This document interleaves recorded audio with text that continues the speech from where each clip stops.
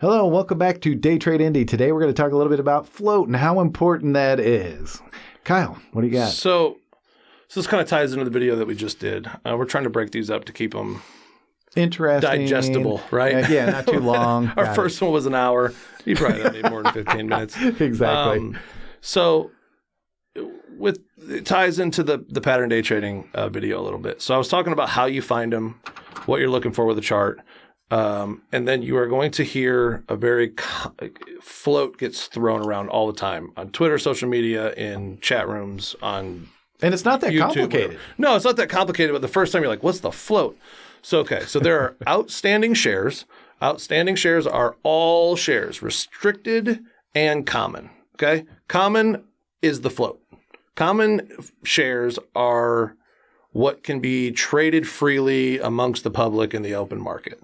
When people talk about the float, that's all they're talking about. They simply mean how many shares are there out there in the world that retail traders like you and I could buy or sell at any given time. And so float, like on the major companies, right? Huge. Are like hundreds of millions of shares. Yep. Right?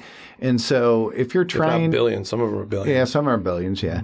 But the thing is somebody can't necessarily go in there and buy all the shares, right? But if you go down into smaller floats, then the ability to move the price significantly based upon how many shares are available to be traded, that can be substantially different. And when it goes and it makes a much more significant move. Absolutely, especially if you're talking about small amounts, like small price per share, right? So you got a small float, a small price per share. Like you the other day were telling me, hey, I bought 10,000 or 50,000 of a very small priced share. You start to move the volume considerably, and if the float isn't very big, you're about to take. Should I not have said that? No, it just makes me laugh and think about how either brilliant or stupid I am. But that's totally off topic. We'll talk about INND when I'm either rich or Ben doesn't ever talk to me again.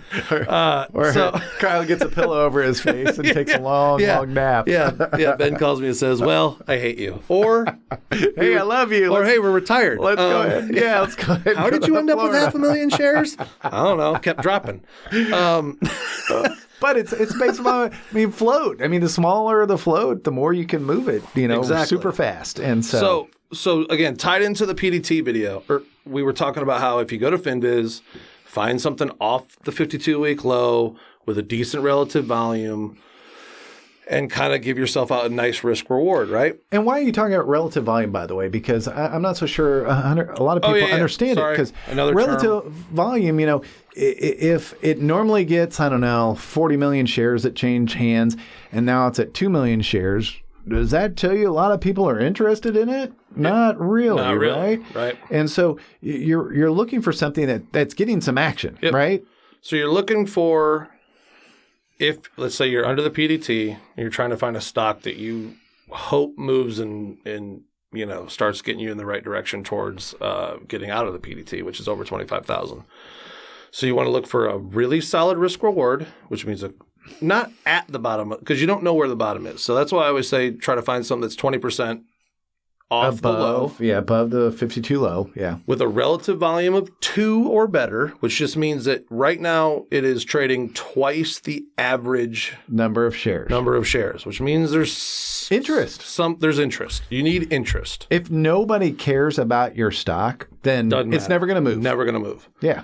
So then, and this is all going to be based on FinViz, it's just the best. I don't know why I can't believe it's free. It's just, you need to invest in FinViz. Yeah. Well, if it ever... You love it. You've loved it since day one. Great. I don't know how it's free. You can do anything on it. So you can go to your... there's also a drop down for float.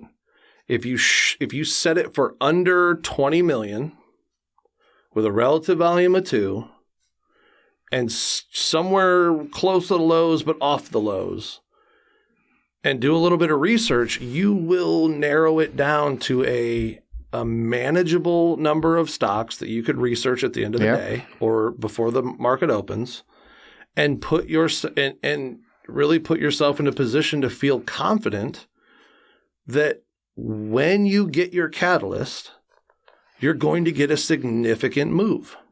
And that could be 20%. That could be 200%. Like, go back and look at OCGN from like 2 weeks ago. That thing went from $4 to $18. Can't promise you that. And you love your scanners. I mean, the scanners are like a big key to this whole thing. I only use them pre-market, but yeah. But the scanner's going to find the stocks that you want to focus in on. Do not just buy on that. You need to know what the heck you're buying until you get to a level that, you know. But even if you don't have, like, let's say you don't have Thinkorswim, or Thinkorswim, you know, sometimes it's overwhelming for a lot of people. I mean, it can be. Absolutely. It's a coder's platform. You can write ThinkScript and make it do whatever you want. Dude, you were telling me like 80% of all trades are now like algorithmic or done by coders. 80% of all buy and sells are a computer set based on signals and market signals based on SPY. And so it's doing kind of the same thing that you're already doing. Mm-hmm. But to understand exactly, go through your scanner, figure out which ones, like you're just talking about, 20 million, 2 times relative value, or not relative value, relative volume, and then know exactly where it is on the 52-week low relative. And, you know, that starts to get interesting because then you can start digging into it. Yeah, you start to put yourself in a winning scenario. Yes, winning scenario. Agreed. So, and then you know, like, okay, so it's got attention. Let's find out why it's got attention. Yes. I know that it's recently off the lows. You can be, again, none of this is guaranteed, but you can be pretty sure it's not going to break the 52-week low. Like, let's say something catastrophic happens. Yeah, you know, I was just thinking from a baseball perspective, if you've got a guy that knows how to swing a bat and knows how to run fast, right? You know that those two characteristics are pretty good that the guy's going to do well, right? But something catastrophic could happen. He could hurt his leg, right? He could do whatever. You're just trying to set yourself up to know what the characteristics are for a winner. And by looking at those potential winners, they're not always going to be that way, but you have a much better chance of succeeding if you play by those rules. Better. Yes. But you got to be disciplined. Yep. Oh, well, the guy smiles nice. Who gives a crap, right? Who cares? It's like you need to know that they can run. It's almost, I mean, I know I love Moneyball because it's all about statistics. You don't care if the guy's, his elbows were bad or whatever. Tommy John. Yeah, Tommy John. He always gets on base like 70% of the time, right? Because he gets walked more than anybody out there. Yep. If you see and know and understand what's going to make you the money, it doesn't have to be flashy, man. Nope. It just needs to be, you need to do the basics and the fundamentals and just keep cranking on that. And here's another thing. So if it's only got, let's say if it's only got 20 or whatever, maybe it doesn't, 20 is just a guideline. Right. It doesn't have to be 20. If you don't understand support and resistance, then you want to then the 52-week low is the best support you can have because it's probably not going to go below that. But if you're disciplined, so let's say you buy a stock on Monday and it kind of chops around a little bit and it goes down 10% on Tuesday. If you know what you have and why you have it, then you can buy more. My favorite, you shouldn't have all of your money in a stock. You should have some cash on the side just in case something goes wrong or if the next play comes along or whatever. But I tell you all the time, you're like, well, what's your game plan? Buy more. It's dry powder. You know what I love? But what do you mean? But it's going down. Yeah, I'm going to buy more. You know what I love on Christmas? Is like I find that pair of pants, I find those underwear, those socks, whatever, and I go into a shop like around Christmas and they're 40% off. I buy the crap out of that stuff. Yeah. Because it's like, I love low, this stuff. Sell high, right? It doesn't matter. And if you know what you have and you're not worried about it and you've given yourself a pretty solid risk reward, you can double your position. Yes. Or throw some more money, a little bit more money at it. You lower your average cost basis. Yep. And now you don't have to get all the way back up there. Oh, and by the way, now you have more shares for when it does get found by either the algos or the social media or whoever. So when it makes that 20% move or 30% move or 100% move, you have more shares than you started with. You're way happier than you would have been. It's no sweat off your back because guess what? You haven't burned a PDT. You haven't burned a day trade. Nope. You can buy it today. You can buy it today, buy it today, buy it today, buy it today, and buy it today. As long as you don't sell any today, it doesn't count. You're fine. And one of your keys was the relative, what do you call it, volume indicator? Relative volume, yeah. So you have action, big interest, a very manageable float. Anything under 20 million can be moved. I mean, they move. They really move. Yep. And then you can put yourself in a position so that you can quickly get out of that PDT. Now, when I say quickly, for you gamblers out there, quickly to us means, I bought it at 9. I'd like to be over the PDT by noon. Where can I find that? I don't know how to do that. But if you know what you hold and you are patient, recovering non-patient person, it's my. We've talked about that over the last 2 weeks. Man, dude, are you okay? Oh man. I'm just trying not to oh my God. I went back and was just like, well, if I'd have just held that for another 2 days. 2 days. Literally 2 days. Frickin' days, man. I cannot tell you the difference between night and day on that one. How many times I've gone, screw it. This one's better. Yep. And 2 days goes by. And I look back. Big money. Big money. Big money. Because I have all the alert. Like I have everything tied to TOS. Like I get a text for every stock. Anything that happens with my stock, whether I create an alert or it hits a certain price level or news happens, I get a text. So I just look at my phone and be bam. Well, what do you mean it's up 30%? And I'm like, oh no, I did it again. So now the rule is I just don't sell, I buy more. Yes. Screw exactly. Because I know what I have. There isn't a single stock in our portfolio that I don't understand, that I don't believe is going to go up to a point that is higher than we currently have it. Yep. So all I have to do is, if it wasn't 30 below and a foot of snow outside, I would just be golfing. Yep. If this was the middle of summer, I'd just be golfing until they go up. We'll be there, man. Yeah. We'll be there. But the peace of mind, even though it's not always, it's hard. It's not like I don't get anxious still, but my anxiety comes from just having to wait. Sometimes it's like being in a doctor's office for 2 hours. Like, it's like, okay, well, I already don't want to be here. Mm-hmm. I don't want to have to give blood or whatever I got to do. Now you make me wait in this big room, then I got to go wait in a little room, and I don't want to wait. Mm-hmm. Just do it already. Like, let's go. That is the hardest part for most traders. Most traders that are unsuccessful, that is their downfall. It is the okay, I've hit a few singles. I hit a triple. I had a bunt. Screw it. This is the one I like. Here's all my money. Yeah. You cannot.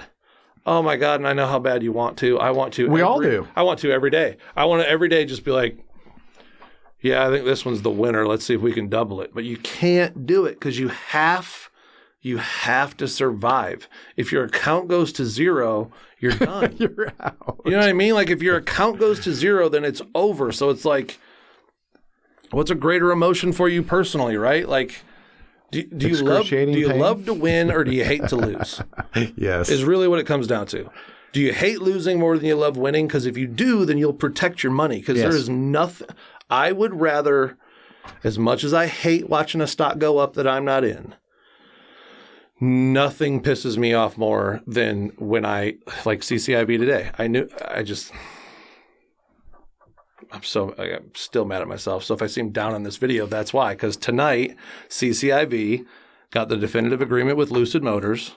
Which is what you were calling from way back. I was calling. And we made a ton of money on it. It's not like we aren't up. We're up 300% on the damn thing. Right. But I knew that the price was baked in. So when the announcement hit, you don't go buy. You wait for it to sell off. And I didn't wait for it to sell off far enough. Yep. It was a substantial correction.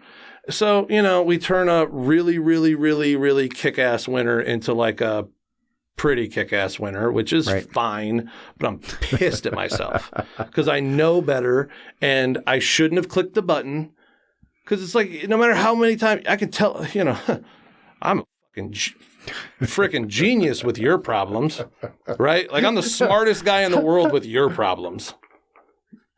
But with my own problems, it's like, well, I can't see the forest through the trees. Exactly. So I'm sitting here like, I'm telling people on a podcast, I know not to click the button. Don't click the button. Don't click the button. Don't click the button. Oh, shit, I clicked the button. This one, baby. It better go up. Please go up. I was literally at my computer, like praying that it would go up. And I'm like, it's not going to go up. You know it's not going to go up. Praying always helps, man. It works every time. It works in mysterious ways. But like, and I thought I did it right. But I didn't have the patience because I know that after it bottoms out, it's going to go back way up. Yes. So instead of just having a little bit of patience and knowing and doing what I knew that I was supposed to do, right? It'll still be fine. It's just you just can't give it away. Now, tomorrow morning, this could all be for naught, and it could be up to $75 again, and it could have totally corrected, and everything could be fine. Right. But as we sit right this second, I just shouldn't have clicked the frickin' button. And you like to push buttons. Oh, they're so fun. They got a lot of buzzers and whistles and alerts, and my phone vibrates, and, it's cold outside, and I can't do anything else. CNBC is boring. So, I like push buttons. And we're talking about float, though, so we got a little bit off topic. But I know. At the end of the day, float, though, is the number of shares that you can trade. And the smaller number of float that you have out there, and you're going to set your scanner for whatever that float number is for you, that smaller float gets the action going quite a bit quicker, right? A lot quicker. You can put yourself in a much, much more advantageous position. Or on the if you just do the opposite of what I did today. Yes. Which, and again, man, I am a genius with your problems. When it comes to my own, I don't know what the heck I'm doing sometimes, but it'll all work out. Again, I know what the stock is.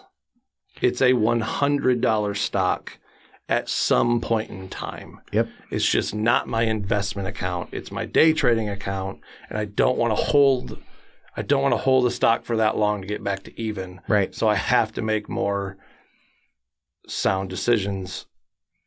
Although again, if it would have ripped to 75, I'd be a genius right now. So it's like, but you're also way ahead of the game. Way ahead of the game. Yeah. You're not looking at the right. I hate to lose. God dang it, I hate to lose. So is there anything else you want to add to the float before we call it a day?